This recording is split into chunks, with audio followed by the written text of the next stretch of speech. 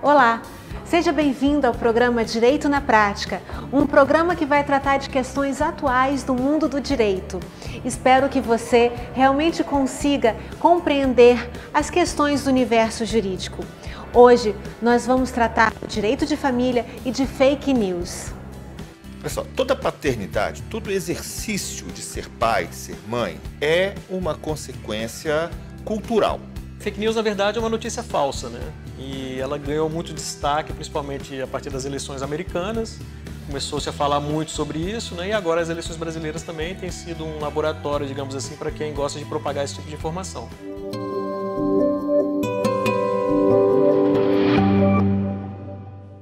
Eu estou aqui com o Dr. José Eduardo, especialista em Direito de Família, professor universitário. Doutor, muito obrigada pela presença. É um prazer estar aqui, tá? Doutor, o direito de família, ele mudou muito nos últimos anos. O vocabulário mudou muito. Nós temos palavras que misturam dois termos e formam uma nova palavra. A multiparentalidade, por exemplo. O que é a multiparentalidade? Vamos lá. Primeira coisa que a gente tem que ter em mente, a gente só pode falar mesmo de um direito de família, das famílias, a partir da Constituição de 88. Porque até então, até 1977, para ser mais exato, nós vivíamos sobre a égide de um casamento indissolúvel, onde as pessoas só formavam família a partir de uma relação matrimonial e não se separavam, não se divorciavam. E assim mesmo, quando chegou a entrar em vigor a lei do divórcio, era um caos para se separar. Você precisava de imputar ao outro a culpa pelo término da relação, como se fosse possível você dizer que uma só pessoa ocasionou o fim de um relacionamento afetivo. Mas a partir da Constituição de 88, isso mudou e possibilitou um rearranjo nas famílias. E aí nós começamos a perceber, por exemplo, realidades que até então nós não enxergávamos, mas que já existiam. Então, quando eu falo de multiparentalidade, eu estou admitindo, por exemplo, que uma pessoa possa ter simultaneamente mais de um pai ou mais de uma mãe. É uma novidade isso, né, doutor? A gente não sabe se é uma novidade ou se é um olhar novo que nós lançamos. Verdade, a regulamentação do que acontecia, né? Exatamente, porque é muito comum, por exemplo, no interior do nosso Brasil, a gente vê isso com muita constância, é o que a gente veio a chamar de adoção à brasileira. O que é essa adoção à brasileira? Alguém se encanta por alguém que tenha um filho novo, geralmente um bebê. Isso era muito comum antigamente, ainda hoje vemos alguns casos no interior. E essa pessoa assume como seu um filho que sabe não ser biologicamente seu. E cria como se fosse. Cria como sendo, efetivamente, assume efetivamente a paternidade. Registra muitas vezes. Exatamente, era muito comum no interior. O que as pessoas faziam? Às vezes a criança até já tinha um registro.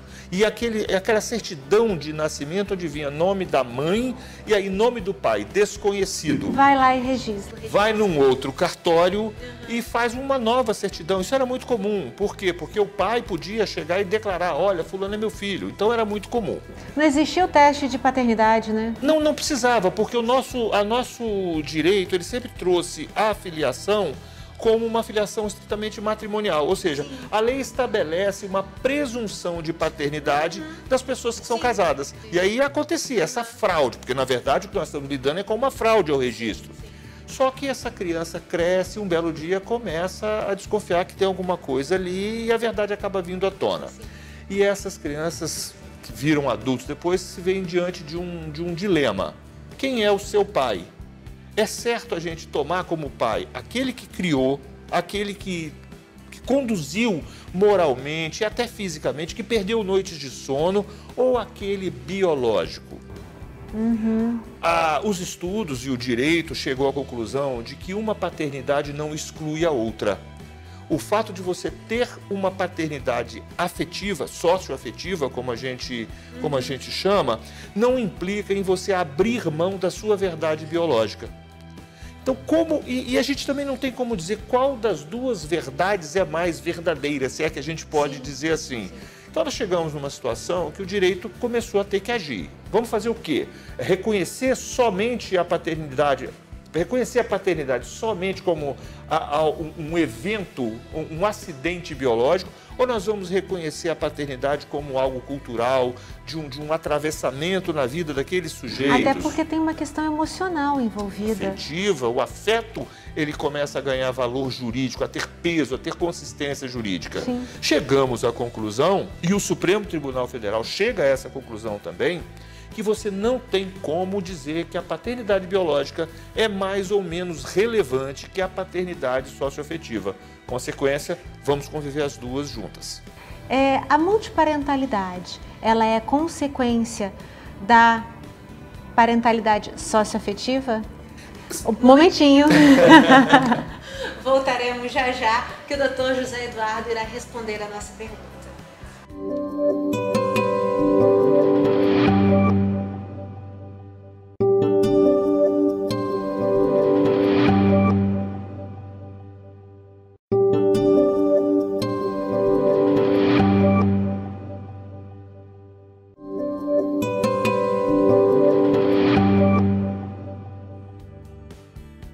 Já estamos de volta e estamos tratando de direito de família com o Dr. José Eduardo, que vai agora nos responder a pergunta do bloco anterior. Doutor, a multiparentalidade é consequência da parentalidade socioafetiva? Pessoal, toda paternidade, todo exercício de ser pai, de ser mãe, é uma consequência cultural. Às vezes acontece junto, concomitantemente, com um evento biológico. Mas só o evento biológico não garante a paternidade, porque a paternidade é muito mais do que simplesmente a conjunção de duas células e o desenvolvimento de uma terceira pessoa, ou de um ser a partir daí. É esse cuidado, é essa lida. Tá? Quando coincide da biologia e da cultura e do afeto andarem juntos, ótimo, nós temos uma situação só. Mas há casos em que isso não anda junto. Você tem uma pessoa que é biologicamente filho de um e na sociedade, perante a sociedade, no dia a dia, no tratamento, nos cuidados, ela é outra pessoa que exerce o que a gente chama de posse de estado de filho. É a pessoa poder que é mais do que o poder familiar. É o carinho, é o cuidado, é o zelo, é o exercício efetivo daquilo que se espera de um pai, daquilo que se espera de uma mãe.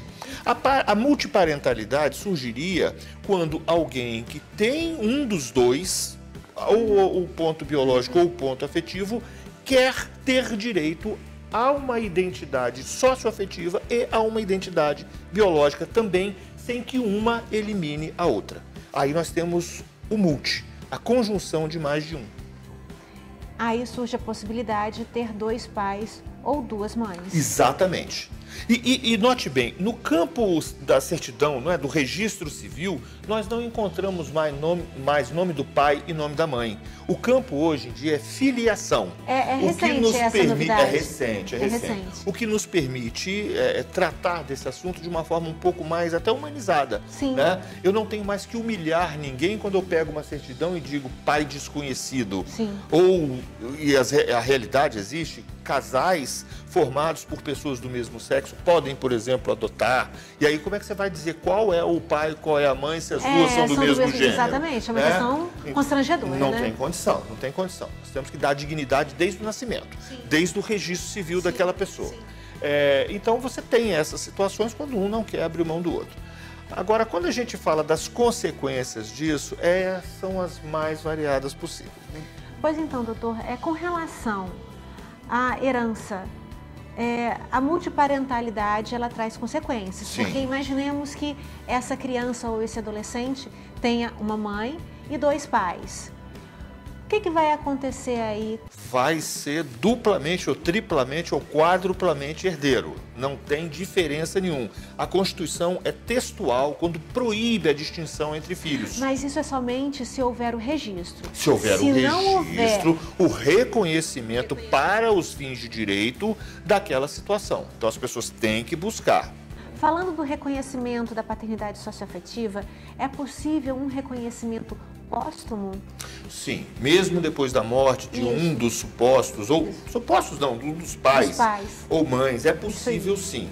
A pessoa deve procurar o Poder Judiciário, fazer as provas do que a gente chama de posse do estado de filho, ou seja, vai ter que demonstrar que havia uma relação ali, que era uma relação típica entre pais e filhos, e essa sentença do juiz reconhecendo essa paternidade vai servir como documento hábil a promover o registro civil daquela pessoa, que vai passar então a ter no seu registro civil mais de um pai ou mais de uma mãe.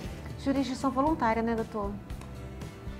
Mas com a participação do Ministério Público sempre se tratar de menor, né? Porque é possível também, mas... E também tem a questão do interesse público, até de ser o fato de ser o registro público, interessar toda a sociedade. E os filhos biológicos desse falecido? Não podem até contestar essa ação, podem até se opor, no sentido de buscar, produzir provas e tal, mas o interesse ali mesmo é da própria pessoa. Se demonstrar interesse jurídico, como, por exemplo, a partilha de uma herança ou de alguma coisa assim, sim, eles podem se opor, demonstrando o interesse jurídico. É uma questão de provas também, né? Também, vai ter que provar, tudo tem que ser provado, tá bom? Isso aí.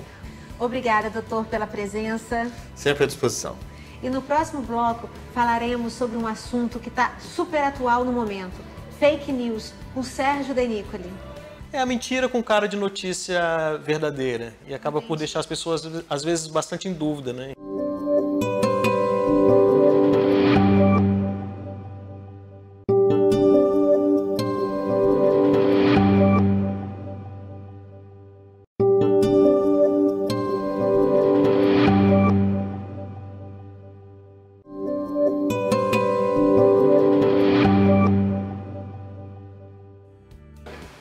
Estamos de volta e para falar de fake news eu recebo Sérgio Denicoli, pós-doutor em comunicação digital. Sérgio, muito obrigada por ter vindo. Obrigado, Patrícia. Agradeço muito a oportunidade de estar aqui falando com você e com seus telespectadores.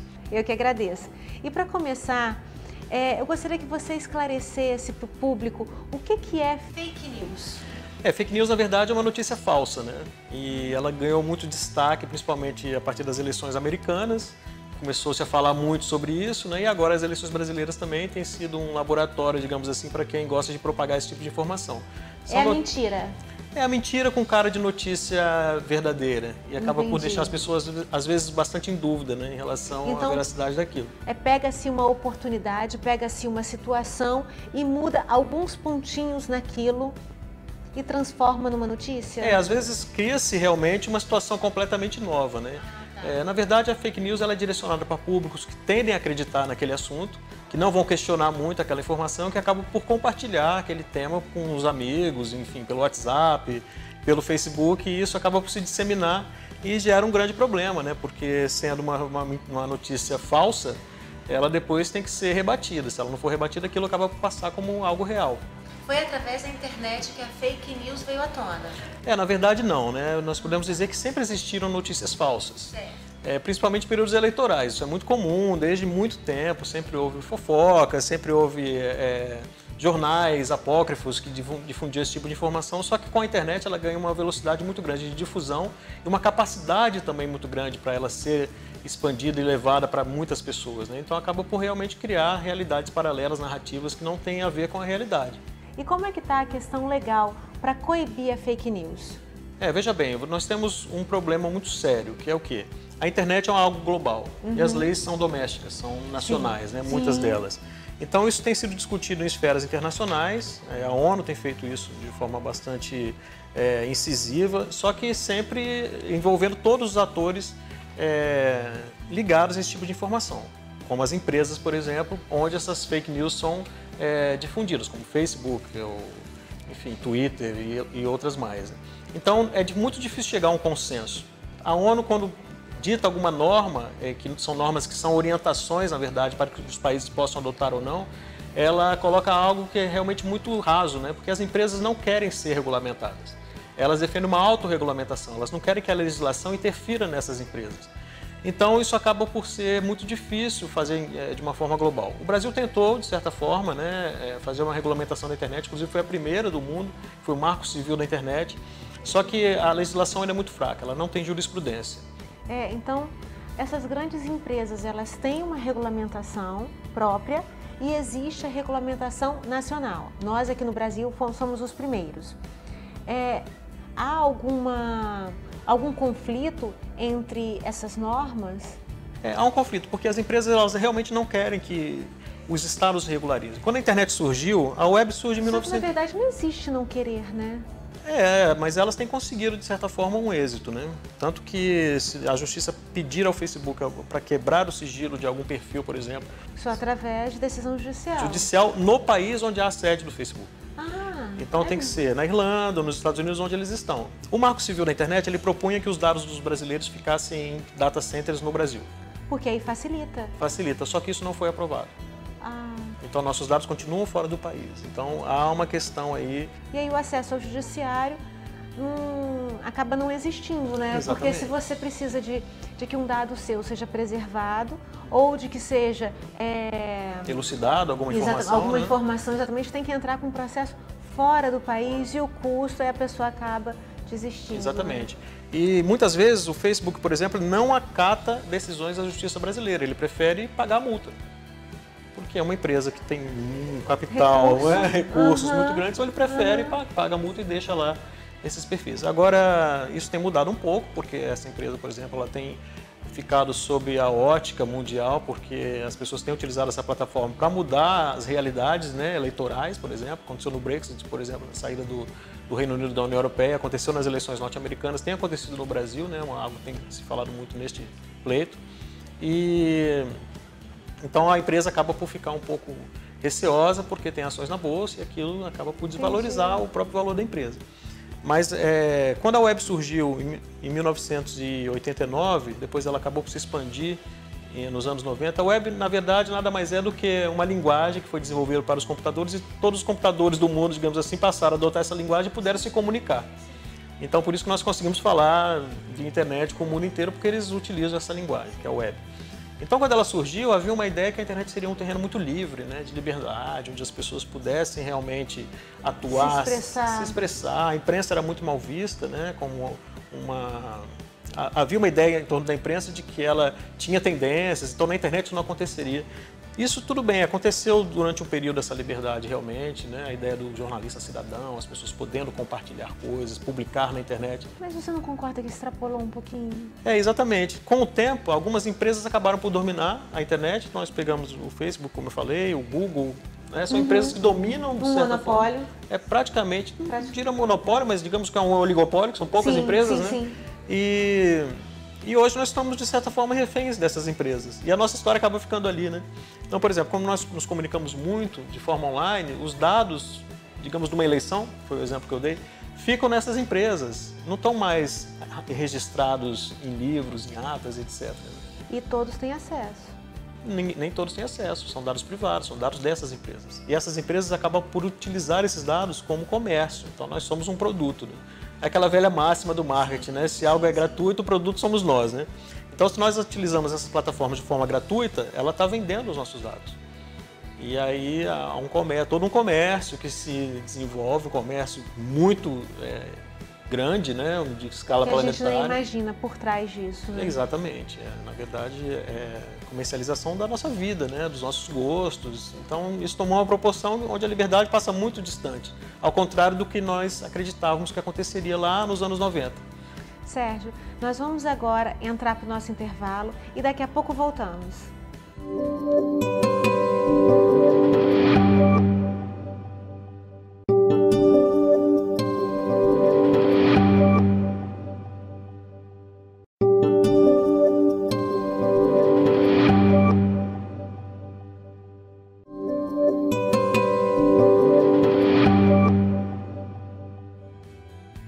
Estamos de volta com Sérgio Denícoli e eu sou Patrícia Botti e estamos falando de fake news. Sérgio, a internet ela é muito libertadora, ela é muito livre. Por que regular a internet, então? Então, essa ideia de liberdade, como eu falei anteriormente, ela realmente fazia parte do que nós acreditávamos ser a internet, né? Com o tempo, vimos que não é bem assim.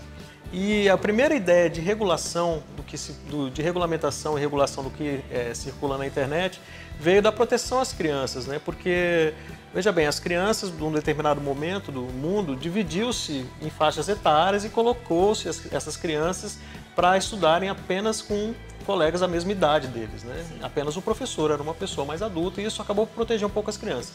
Na internet, nós voltamos no tempo, antes dessa era, e misturamos tudo. As crianças falam com adultos, elas têm contato com isso. Uma pessoa pode, inclusive, dizer que é uma criança para, enfim, fazer algum tipo de maldade com essa criança e é muito difícil detectar isso. Então, essa ideia surgiu, essa ideia de perigo, ela veio à tona com a liberdade que se deu na internet, essa suposta liberdade, e aí entendeu-se que era importante proteger as crianças. E foi o primeiro passo dado para a regulação da internet, foi justamente proteger essas crianças. Então, as legislações começaram por aí.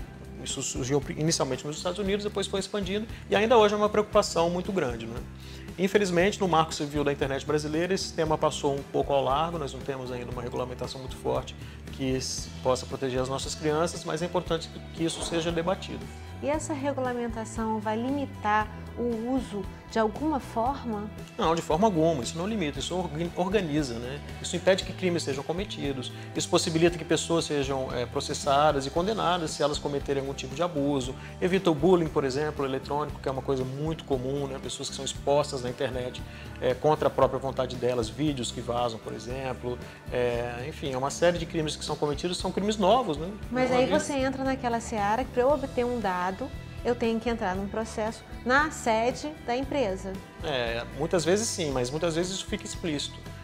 Quando é um dado fake, por exemplo, é preciso que a empresa nos libere esse dado, pelo menos por enquanto. Mas se é uma pessoa que nós sabemos que começou a difundir um determinado tema, claro que ela pode ser identificada pela justiça, né? Sem a necessidade de pedir que o sigilo seja quebrado. Entendi. E qual o conselho que você dá para aquele cidadão que tenha o hábito de difundir, de compartilhar todas as informações que recebe? Eu acho que, em primeiro lugar, saber qual é a fonte. Né? Buscar uma fonte de credibilidade. Se é um jornal de credibilidade. Ouvir-se os dois lados da questão, que é um princípio jornalístico importante. Está muito tendenciosa essa reportagem? Suspeitem sempre, sabe? Se você tiver dúvida, busque no Google. Veja se aparecem coisas ali referentes. É o espírito investigativo. Investigativo. Né? Não vamos acreditar em tudo que aparece, não, porque daqui a pouco nós estamos vivendo dentro de uma grande teoria da conspiração. Isso é muito prejudicial para a nossa democracia, inclusive. Em termos práticos, vai haver alguma mudança? Olha, eu espero que sim, Patrícia. Por enquanto as coisas estão muito soltas ainda, né? Mas já tem mudanças ocasionadas por questões que circulam na internet, que são falsas, por exemplo, que levam a uma ação e modificam até um resultado de uma eleição, por exemplo. Então eu espero que isso aconteça de uma forma muito efetiva por parte da justiça para evitar justamente essa interferência negativa da internet e fazer com que a gente fique só com a parte boa, né? Até porque o povo ele não tem condições ainda de discernir a questão da fake news. É muito difícil porque, primeiro que a fake news ela é compartilhada quando eu acredito naquela notícia. Sim. Depois, se aquela informação vem de alguém que eu confio, né, de alguém próximo a mim, alguma... Que não verificou a vericidade. Que não verificou e a pessoa acaba, se fulano de tal me encaminhou, uma pessoa que tem tanto cuidado, uma pessoa com tantos conhecimentos, então é verdade. Não é bem assim. Exatamente. Todo mundo pode se enganar. Eu mesmo já me enganei, certamente você também, quase todos nós já caímos nessa questão de fake news, mas hoje eu tenho muito cuidado. Até porque nós temos as nossas convicções e se aquela notícia ela nos agrada, a gente tem a tendência, né? Somos tendenciosos a divulgar. Exatamente. E acabamos caindo na armadilha, né? É exatamente assim que acontece. Sérgio, muito obrigada. Eu que agradeço, Patrícia. Foi um prazer falar com você e com quem nos assiste. E você, telespectador que nos assistiu, se tiver alguma dúvida, algum comentário, entre na nossa página no Facebook, Direito na Prática, e no Instagram, TV Direito na Prática. Muito obrigada e até o nosso próximo programa.